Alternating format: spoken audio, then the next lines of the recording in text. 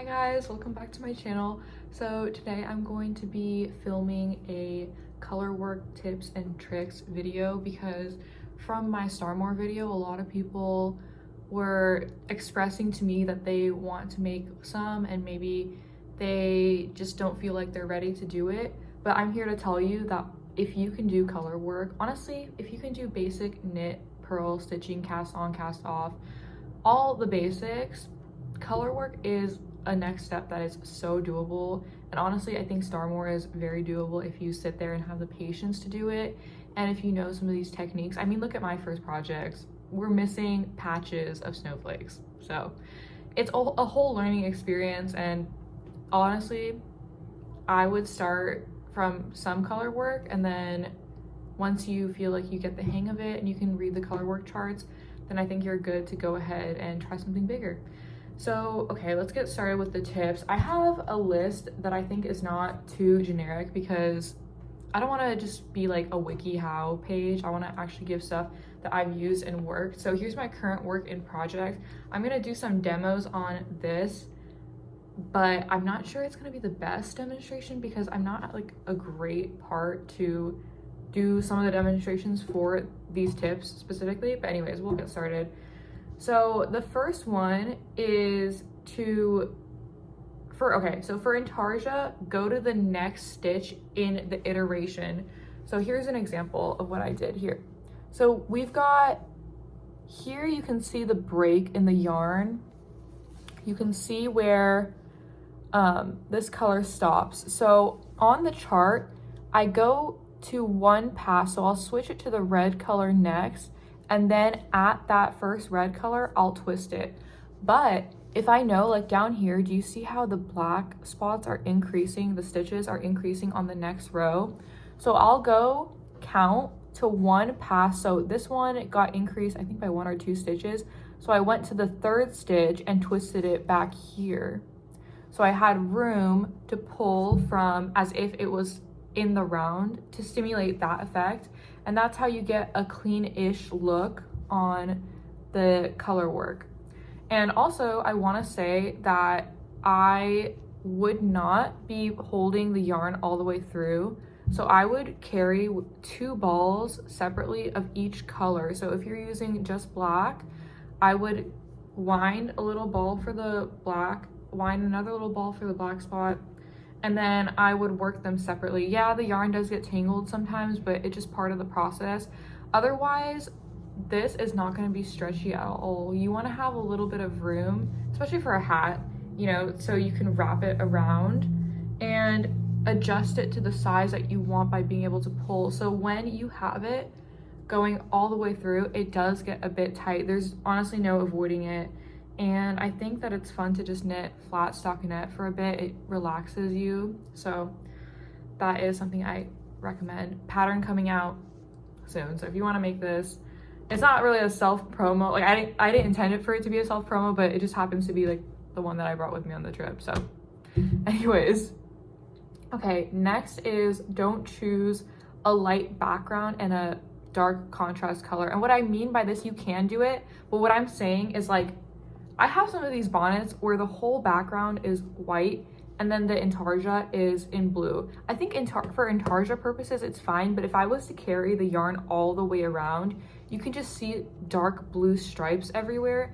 And I feel like it looks weird because then you have a solid part of just white. You know what I mean? If it's concentrated to one area, like a colorwork yoke, then I think that's fine. But if you have patches of it, then it's very noticeable that you have a single stranded white or light color yarn, and then you just have these patches of blue, and then you can see like the blue streaks underneath. So I think that's a little bit strange. I don't even know why I pulled this out as if to show an example, but I don't have an example of that.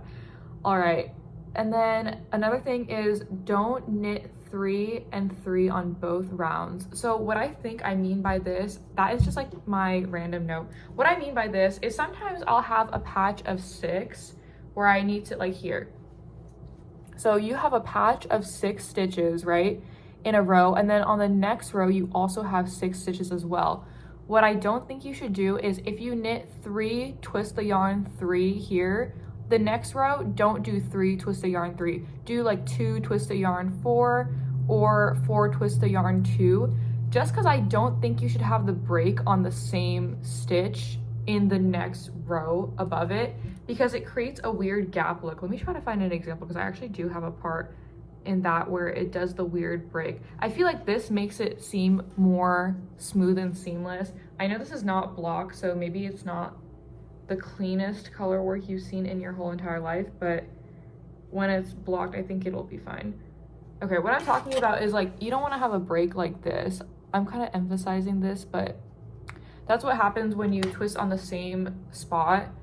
It gives it a weird effect, and it's also easier for it to start to plucker. So I would change, if you have a long enough float or long enough area of doing one color, every time you do it on per row, change the spot where you do the twist. That's what I'm trying to say. And then next is don't stretch out your stitches. I think this is a pretty generic one. I was just like thinking about it. But what I mean by that is every time you go into a stitch, try to keep them as close to the needle as possible, because you don't want it to stretch out a lot like this. Or if you are stretching out your if you are stretching out your stitches, stretch them out on every stitch so that it gives it some uniformity. All right, and then the next one is between every color change, pull the work. So what I mean by that is every time I knit something and then I'm twisting the yarn, I'll always pull like this. I always do this to give it that finished look that's without pluckering. So yeah, every time you do it, and inevitably sometimes when you have stitches like this where they're all in the exact same spot, do you see how this every stitch per row is typically in a different spot, and then these ones it's like all the way up the same. Sometimes with this it's kind of inevitable that pluckering does start to happen because you're doing the yarn twist, like I said, in the same spot every time. But I think if you do that, it lessens that effect. And also when you block it, it'll probably go away, hopefully. Okay, next one is for Colorwork yoke sweaters. Do the color work on a larger needle size or do decreases immediately after. So I think that a lot of times when I do the Colorwork yoke, also I'm a tight knitter, I think I've mentioned this before. So when there's a Colorwork yoke and then immediately after it's just straight stockinette, oftentimes what happens is because you're knitting tighter, it's inevitable. Because Colorwork is typically tighter than stockinette stitches, once you get to the other part where it's straight stockinette all the way down in one color, it starts to expand and there's weird like crumpling effects that happen here because the tension changes. So in order to avoid that, I would use a larger needle size, like maybe size up. So if you're doing the stockinette in 6, maybe do 7, 8, so you can check that out. Or I would do decreases immediately after. So while you're still inside the color work, like the last row of the color work, what I don't do the larger needle size thing, I just do the decreases.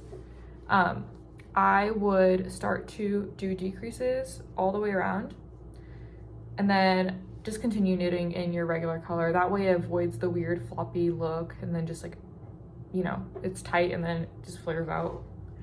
Yeah, that's what I do. All right, next is if you're purling immediately, wait, let me read this actually. If you're purling immediately. Okay. This is actually a great example piece for this thing that the list that I have here. I actually think I was thinking about it because I was doing a colorwork piece. So I'm glad I'm doing one currently because it refreshed me on all the tips and tricks, not, what did I even say? Anyways, so what I did here is not on the actual pattern. It's just something, actually this is something that Alice Starmore does a lot at the beginning of her projects, which is you cast on with the main color and then you do pearl knit alternating between 2 colors. And I mean, she does more than 2 colors, not at a time though. She only does 2 colors at a time, but like she'll change it per row. So maybe she'll do like 3 of one color combination of 2 together, then she'll change it. And sometimes it's an ombre effect where it'll be the same color and then different color here, but then it changes slightly. if you guys have done it, I think you know what I'm talking about. But what I would do here is I personally knit all these stitches. So even with the white, I did knit, knit, knit, knit two, knit two, knit two, all the way around for the first setup row. Because if you don't do that, and if you go straight to purling, with the white, you can see the weird blue attached in it. I don't know if you guys know what I'm talking about, but it's like, let me try to create it on here if I can. Hold on. 1 second. So if you were to purl, can you see it? Like, okay, so this would show up. You would see the blue with the white at the bottom, and I don't think it looks very tidy. So in that case, what I did is I knit all the way around. So then when I go to purl it, it purls on the white stitch. So it looks just normal, and you can't even tell that I did a knit row at the bottom. I think it gives it that clean finished look. These are very oddly specific, but if you're doing Star more, I think maybe this is useful and just good tips and tricks for you guys to do it. All right, I have more. Okay, next one is when you're steeking, use a sewing machine. So I know you don't have to, I get that. But for me, it's a non-negotiable because one, I'm a little bit of a chicken when it comes to steeking. Like I need to be sure. And I feel like nothing really secures it like the sewing machine. It goes in and very finely in between the stitches, it gets it down. So for this one, I do have a steeking example actually. Give me a second. Let me try to find, oh, well, it's covered here because I folded this over. But let me just give you an example of what I would do here. So here's the steeked part. Steeks are usually done with an alternate of the two colors that you're using at the time. You would cut straight in the middle, and typically at the top you would do a graft. You would do grafting stitches to secure the shoulders, but you would cast off before the graft. So you would cast off. You see how there's a cast on here, cast off here? Then you would do another cast off, cast on, graft them together, and then you cut straight down the middle. Now what I do after that is, do you see the edge where the pattern starts and then the steeked section starts? You fold that over like this. You're gonna have 3, so this is a 6 stitch iteration. You fold 3 over here, you fold the other 3 over there. And with the sewing machine, be very careful because this can get messy. The first row of the pattern, try to take your sewing machine and go all the way along that line down here. And then it's pretty secure. Also, something I do sometimes is I take my yarn that's dangling, the floats basically, and I'll go and I'll sew them to secure them, if you know what I mean. You can also trim the steeks. I don't really trim the steeks because I like having that extra bit of security. I know it doesn't really do anything, but I don't do that. But you can. I think Starmore does it, so that's an option. Okay.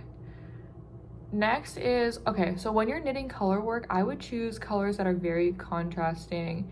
And also I would choose colors that are, this actually goes into my next one too. So colors that are solid rather than variegated. So this is what I mean by that. When you're doing color work and you have 2 colors that are quite similar, from afar, it can be a little bit hard to distinguish what the design is. If you're doing like a shade of blue and then another shade of blue, it can be a little bit hard to distinguish. So in that case, I would suggest doing very contrasting colors because you don't know how it's gonna knit up. But if it's really different, then you can tell. And another thing, I've learned this because I got this variegated yarn and they were honestly like 2 very similar shades and they matched together really well, but not for color work. And I'll tell you why. Because the variegated yarn was kind of similar and it was variegated. There's some stitches where I'm trying to do a bird pattern that's from a complicated color work book that I don't remember the name of, but it was pretty complicated. But all the stitches were getting blurred together because of the variegation, and sometimes the variegated stitch would look like the other stitch of the background color, so you couldn't really tell what it was. So in that case, I would avoid doing that. I would stick to, I mean, traditional fair owl uses solid colors. I don't think there's something wrong with doing the variegated yarns, but if you are gonna do it, I would choose a solid background and then maybe like a variegated contrast color. I do think that looks cool because to me it looks like a stencil, you know what I mean? So when you put the stencil over something colorful, it gives it that effect. Or you can do the opposite where you do the whole thing is variegated and then the pattern part is just a solid color. But in that case, I would say make sure that the variegation has different colors than the solid color yarn, because like I said, it can get blurred if the stitch of the variegated yarn matches with the stick of the background color or the main color that's solid. So just be careful of that. All right. Okay, next one is, this is honestly for me because I don't think other people do this as much as I do, but I would not make the waist too tapered, and I've done this a lot, especially at the beginning of my knitting journey. I used to make the waist of everything very tapered. So I would just like do decreases, which actually goes to my next tip of how to do decreases, also my last tip of how to do decreases. But the problem with that is because Colorwork is stiff and it's not stretchy like a simple stockinette or even cables are, what ends up happening is you can't get it over your shoulder. So when you're trying to put it on, it doesn't go over. So now I've realized that for Colorwork, I prefer more of a boxy fit.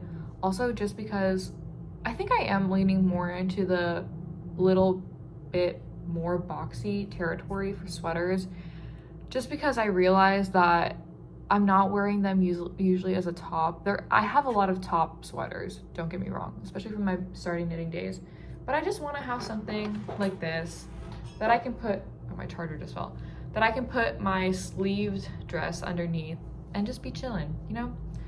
Especially since a lot of the times the yarns that I work with are the rough wool, the rustic wool more recently. So these are not really comfortable just against the bare skin. So in that case, I have to wear a sleeve underneath. So just having the extra room to do so makes me feel better about the project. Okay. And then the last thing is when you're doing decreases for arms or something, I would pick a line and then just do the decreases all the way down that line.